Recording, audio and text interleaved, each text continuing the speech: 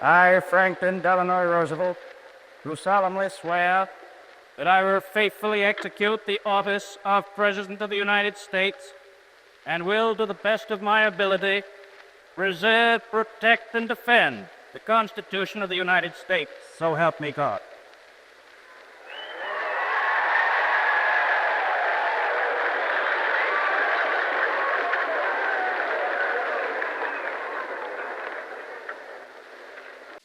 President Hoover, Mr. Chief Justice, my friends, this is a day of national consecration, and I am certain that on this day my fellow Americans expect that on my induction into the presidency, I will address them with a candor and a decision which the present situation of our people impels.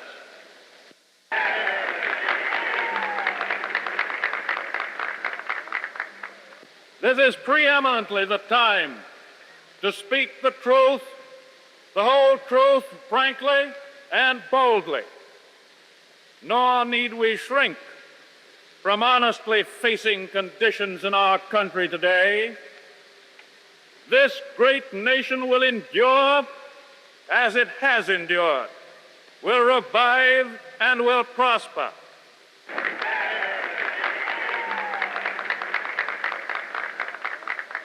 So first of all, let me assert my firm belief that the only thing we have to fear is fear itself, nameless, unreasoning, unjustified terror, which paralyzes needed efforts to convert retreat into advance. In every dark hour of our national life, a leadership of frankness and of vigor has met with that understanding and support of the people themselves, which is essential to victory. And I am convinced that you will again give that support to leadership in these critical days. In such a spirit on my part and on yours, we face our common difficulties.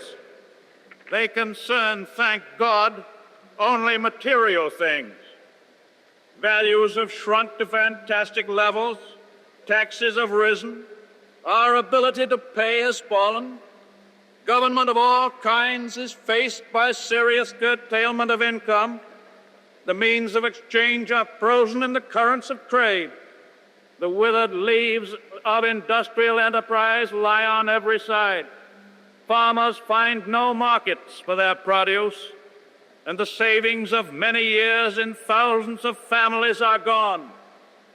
More important, a host of unemployed citizens face the grim problem of existence, and an equally great number toil with little return. Only a foolish optimist can deny the dark realities of the moment. And yet our distress comes from no failure of substance. We are stricken by no plague of locusts. Compared with the perils which our forefathers conquered because they believed and were not afraid, we have still much to be thankful for. Nature still offers her bounty, and human efforts have multiplied it. Plenty is at our doorstep, but a generous use of it languishes in the very sight of the supply. Primarily, this is because the rulers of the exchange of mankind's good have failed through their own stubbornness and their own incompetence, have admitted their failure and have abdicated. Practices of the unscrupulous money changers stand indicted in the court of public opinion, rejected by the hearts and minds of men. True, they have tried, but their efforts have been cast in the pattern of an outworn tradition. Faced by failure of credit, they have proposed only the lending of more money. Stripped of the lure of profit by which to induce our people to follow their false leadership, they have resorted to exhortations pleading carefully for restored confidence. They only know the rules of a generation of self-seekers. They have no vision, and when there is no vision, the people perish. Yes, the money changers have fled from their high seats in the temple of our civilization. We may now restore that temple to the ancient truths.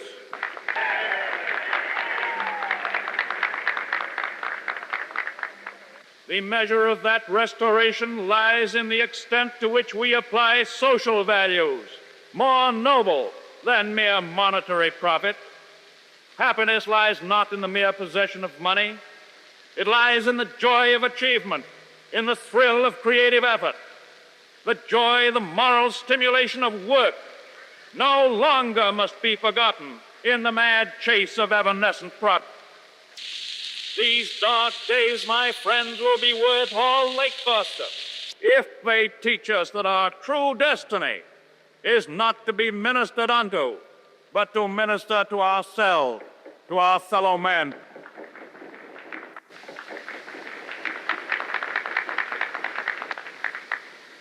Recognition of that falsity of material wealth as the standard of success goes hand in hand with the abandonment of the false belief that public office and high political position are to be valued only by the standards of pride of place and personal profit. And there must be an end to a conduct in banking and in business which too often has given to a sacred trust the likeness of callous and selfish wrongdoing.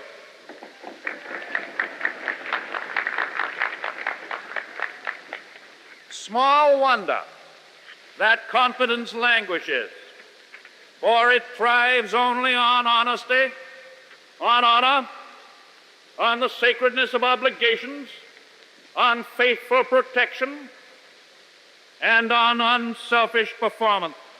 Without them, it cannot live.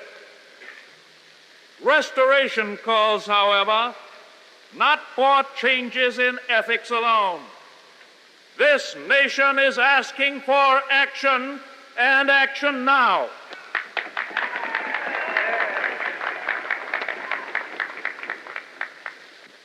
Our greatest primary task is to put people to work.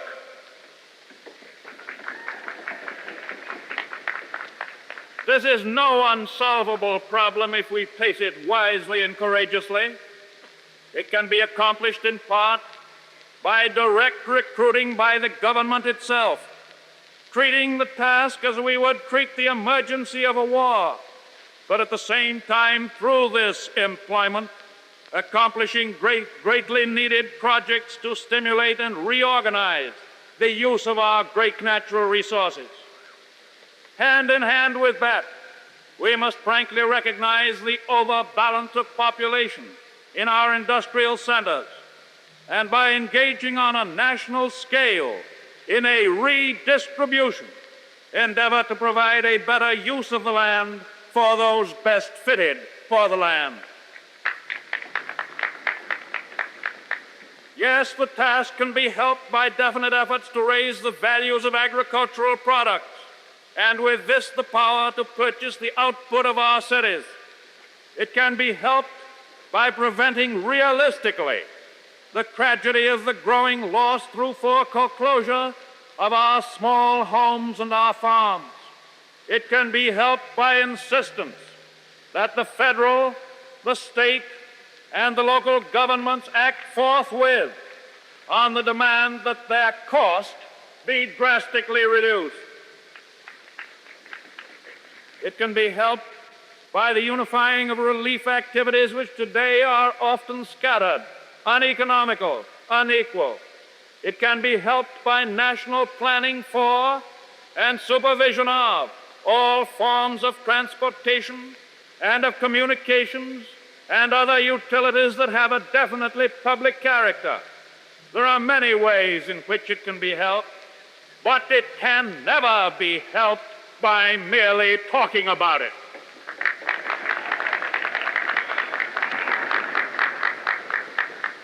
We must act. We must act quickly. And finally, in our progress towards a resumption of work, we require two safeguards against a return of the evils of the old order. There must be a strict supervision of all banking and credits and investments. There must be an end to speculation with other people's money.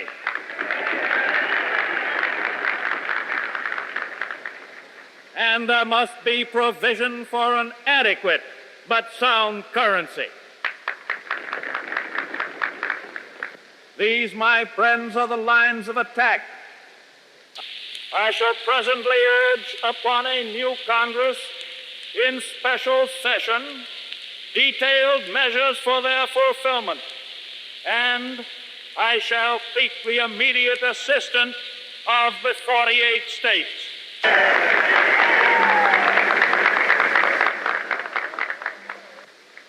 Through this program of action, we address ourselves to putting our own national house in order and making income balance outgo. Our international trade relations, though vastly important, are in point of time and necessity secondary to the establishment of a sound national economy. I favor, as a practical policy, the putting of first things first. I shall spare no effort to restore world trade by international economic readjustment, but the emergency at home cannot wait on that accomplishment. The basic thought that guides these specific means of national recovery is not narrowly nationalistic. It is the insistence, as a first consideration, upon the interdependence of the various elements in and parts of the United States of America, a recognition of the old and prominently important manifestation of the American spirit of the pioneer. It is the way to recovery.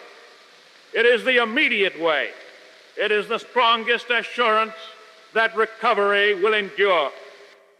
In the field of world policy, I would dedicate this nation to the policy of the good neighbor. The neighbor who resolutely respects himself and, because he does so, respects the rights of others. The neighbor who respects his obligations and respects the sanctity of his agreements in and with a world of neighbors. If I read the temper of our people correctly, we now realize, as we had never realized before, our interdependence on each other. But we cannot merely take, but we must give as well. But if we are to go forward, we must move as a trained and loyal army, willing to sacrifice for the good of a common discipline. Because without that discipline, no progress can be made, no leadership becomes effective. We are, I know, ready and willing to submit our lives and our property to such discipline because it makes possible a leadership which aims at the larger good. This I propose to offer, pledging that the larger purposes will bind upon us all, as a sacred obligation, with a unity of duty hitherto evoked only in times of armed strife. With this pledge taken, I assume unhesitatingly the leadership of this great army of our people, dedicated to a disciplined attack upon our common problem. Action in this image, action to this end, is feasible under the form of government which we have inherited from our ancestors. Our Constitution is so simple, so practical, that it is possible always to meet extraordinary needs by changes in emphasis and arrangement without loss of essential form. That is why our constitutional system has proved itself the most superbly enduring political mechanism the modern world has ever seen. It has met every stress of vast expansion of territory, of foreign wars, of bitter internal strife, of world relations. And it is to be hoped that the normal balance of executive and legislative authority may be wholly equal, wholly adequate to meet the unprecedented task before us. But it may be that an unprecedented demand and need for undelayed action may call for temporary departure from that normal balance of public procedure. I am prepared, under my constitutional duty, to recommend the measures that a stricken nation in the midst of a stricken world may require. These measures, or such other measures as the Congress may build out of its experience and wisdom, I shall seek within my constitutional authority to bring to speedy adoption. But in the event that the Congress shall fail to take one of these two courses, in the event that the national emergency is still critical, I shall not evade the clear course of duty that will then confront me.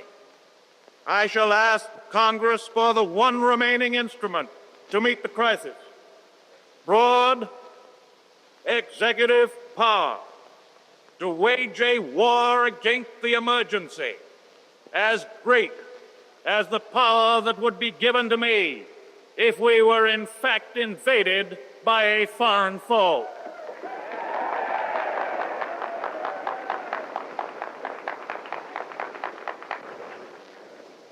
For the trust reposed in me, I will return the courage and the devotion that befit the time. I can do no less.